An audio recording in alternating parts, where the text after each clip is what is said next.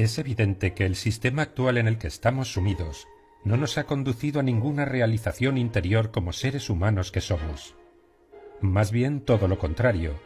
Esta maquinaria globalizada encabezada por la banca y los estados, con sus políticos hipócritas y corruptos, controlados por las grandes corporaciones, están alejando al ser humano de su verdadera naturaleza.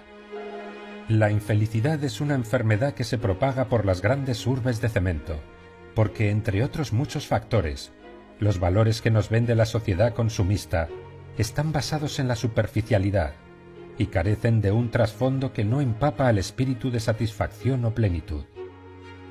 De esta forma, la mayor parte de la población vive siguiendo una mentira basada en falsos estímulos que la aleja de su verdadera identidad. ¿Cómo hemos llegado a esto? ¿Por qué no nos hemos rebelado? Algunos aspectos muestran que la historia ha sido convenientemente manipulada y borrada para que la población no llegue a saber nunca cómo ha llegado a esta situación. Todos y cada uno de los acontecimientos históricos han sido perfectamente orquestados para alcanzar el punto de control actual, empujando al ser humano al olvido de lo que es. El punto clave lo marca el inicio de la era industrial, que comienza en el siglo XVIII en Gran Bretaña, y que posteriormente se expandiría por el resto de Europa occidental y Norteamérica. En esa época daba comienzo el mayor conjunto de transformaciones económicas, tecnológicas y sociales de la historia de la humanidad desde el periodo neolítico. La revolución industrial destruye el modelo rural que había sido el modo de vida del ser humano desde hacía milenios, basado en la agricultura y el comercio. Por tanto, la población se ve arrastrada a vivir una vida de carácter urbano e industrial. Es el comienzo de la era de las máquinas, y para que este sistema funcione, se necesita la mayor cantidad de mano de obra posible. Pero la población rural no recibió de buena gana este cambio, es decir, en un principio no fue voluntario, ya que la gente no tenía la necesidad de cambiar su estilo de vida, porque sus necesidades estaban cubiertas. Entonces, ¿qué pasó para que millones de personas cambiaran su vida? Fue a través de la imposición, algo que explica en detalle el investigador y activista moral y cultural Félix Rodrigo Mora en su libro Naturaleza, Ruralidad y Civilización, sacando a relucir aspectos desconocidos sobre la implantación del sistema imperialista en España y la desintegración del mundo rural y sus consecuencias. Mientras que otras potencias europeas como Alemania e Inglaterra sumaban fácilmente mano de obra al servicio del sistema, en España se encontraron con fuertes resistencias por parte de la gente del campo, que se negaba a abandonar su estilo de vida. La población rural tenía un gran apego y cariño hacia todo lo que les rodeaba: relaciones, personas, paisajes, costumbres, fiestas, olores, comidas y canciones. Eran los propios aldeanos los que se autogobernaban dentro del concejo abierto. La propiedad de la tierra era colectiva. Todos eran iguales, sin jerarquía, y tenían voz y voto en los asuntos sociales, por lo que es evidente que no necesitaban un gobierno superior que les impusiera sus normas. Pero la élite gobernante tenía que ejecutar su plan. Mora comenta en su libro que a finales del siglo XVIII, con el antiguo régimen, España era la segunda potencia colonial de Europa, pero a finales del siglo XIX, con el parlamentarismo, era un país sin colonias, atrasado y debilitado por las continuas guerras, por culpa de la radicalidad de las medidas tomadas por los liberales y por la inestabilidad institucional, y ya no se le tenía en cuenta en los acuerdos de las potencias imperialistas. Por ello, surge la necesidad, por parte de las élites gobernantes, de recuperar un lugar destacado en el panorama internacional, y por ello comienzan a darse los pasos hacia la industrialización. Y el régimen rural popular no encajaba dentro de este nuevo sistema, ya que no era rentable, porque no participaba en el movimiento económico tan necesario para el crecimiento del Estado, y es que la gente del campo tenía todas sus necesidades cubiertas, era autosuficiente, por lo que no necesitaban el dinero. Para Mora, el ideal popular de vida sencilla y frugal, con preferencia por los valores y bienes inmateriales y espirituales, hacía imposible tanto el ascenso del consumo de masas como el de hacer dinero. Además, no daban valor al dinero, ya que lo consideraban algo dañino y negativo.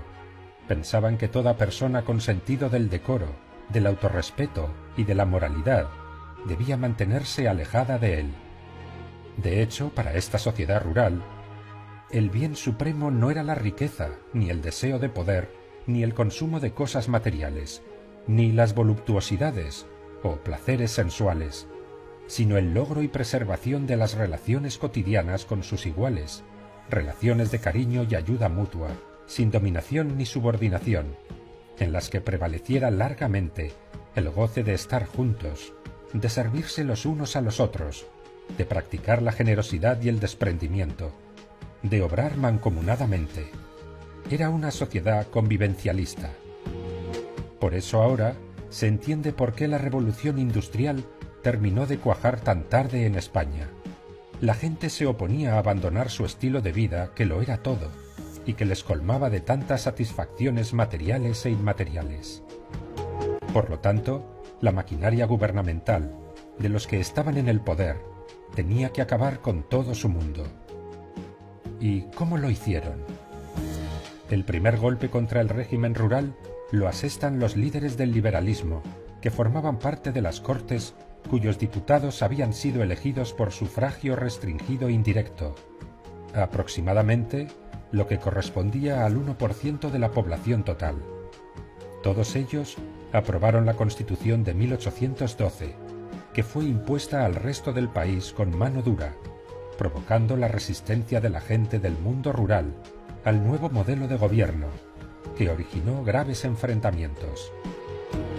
Durante la expansión del poder liberal por toda Europa, en los siglos XVIII y XIX, los regímenes políticos se han de calificar, explícita e inequívocamente, de dictatoriales, ya que no otorgan a la masa el sufragio universal. Es algo que olvidan casi todos los historiadores. Pero el golpe definitivo se dio con la Guerra Civil de 1936 y el alzamiento del franquismo, como bando vencedor, que terminó desintegrando el régimen rural, tal y como expone Félix Rodrigo Mora, con datos muy concretos. Se prohibió el régimen de concejo abierto, y en su lugar se estableció un orden jerárquico, en cuya cúspide se encontraba el Estado, además de la adopción de otras medidas que hacían imposible la vida rural, por lo que la gente tuvo que abandonar el mundo que siempre había amado para sumirse en el sistema de esclavitud que se lleva a cabo en las ciudades y que ha perdurado hasta el día de hoy. Otra medida fue la mecanización de la agricultura, la cual era absurda en el modelo rural que hacía a sus usuarios dependientes del sistema, a través de la deuda con la banca. Además, creaba paro y destruía las relaciones sociales entre trabajadores que tan necesarias eran para su espíritu. También se llevó a cabo una demonización de lo rural a través de los medios de propaganda y difusión, como eran la radio y el cine, que practicaban un adoctrinamiento en unas proporciones hasta ahora desconocidas en la historia de la humanidad. Aparte de acabar con la cultura y el patrimonio del pueblo, que era muy rico en el conocimiento de la ganadería, agricultura, oficios, medicina, farmacopea popular, música y danza, trajes y vestimentas, tradición oral en prosa y verso, la arquitectura, la gastronomía, las fiestas y representaciones. Todo ello fue repudiado y apartado a un lado, cayendo en el olvido, ayudado por el sistema educativo que estaba patrocinado por el Estado, mediante el cual los profesores adoctrinaban a los estudiantes para que concibieran el mundo rural como un atraso frente al progreso y el futuro que se centraba en las ciudades. Todas estas medidas, junto con la opresión del franquismo, hicieron que la gente abandonara los pueblos y cayera esclava del sistema. Así que las metas de la vida se habían limitado a trabajar y ganar dinero, producir y consumir, reduciendo el tiempo, las energías y el deseo de vivir y disfrutar de todo lo que nos rodea, sumiendo al ser humano en una crisis sin precedentes. Con estas medidas, el Estado consiguió vencer definitivamente a la sociedad tradicional popular en los años 50, debido principalmente al éxodo rural, la creación de una agricultura industrial y la mecanización del campo. Además, con la incorporación de España a la Unión Europea en 1986, el panorama rural se volvió más complicado y el futuro no apunta mucho mejor. Para cambiar las cosas, habría que despoblar las ciudades donde el Estado centra todo su poder e introducirnos de nuevo en el mundo rural, estrechando de nuevo las relaciones con nuestros iguales y retomando las actividades que siempre llenaron nuestro espíritu.